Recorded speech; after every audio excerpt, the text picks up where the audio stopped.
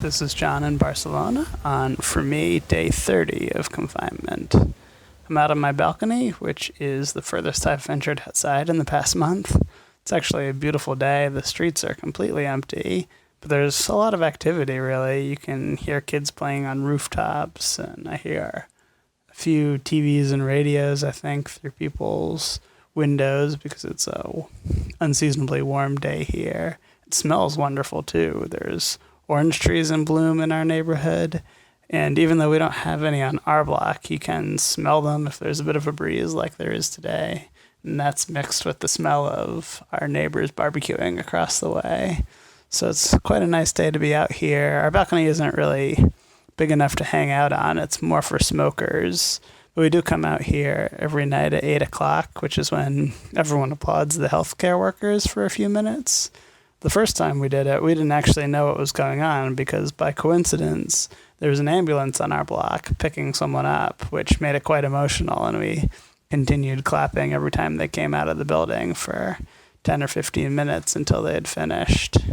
And then about a week ago, just as the applause was starting to die down, a woman came out on our balcony a little ways down the block from us, and everyone started cheering. We didn't know what it was at first, but it turns out that she had just received the Alta, as they call it here, which is the all clear that she had recovered and she could return home. And this was exciting enough, of course, but it turns out she's also an incredible singer, maybe even a professional. So now every night she sings 2 or 3 songs from her balcony as the rest of us clap along, usually show tunes in English or Spanish or even in French a couple of times. Last night she closed with the Spanish version of I Will Survive, and she was mic'd up for the first time. The setup she used was apparently a gift from a family across the street that always seems especially into it, and they had asked for her name and phone number the night before.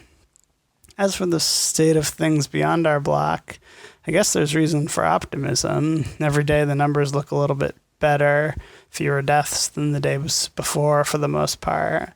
And the governments of Spain and Catalonia seem more focused now on how we can get back to leading some semblance of a normal life or heading back in that direction.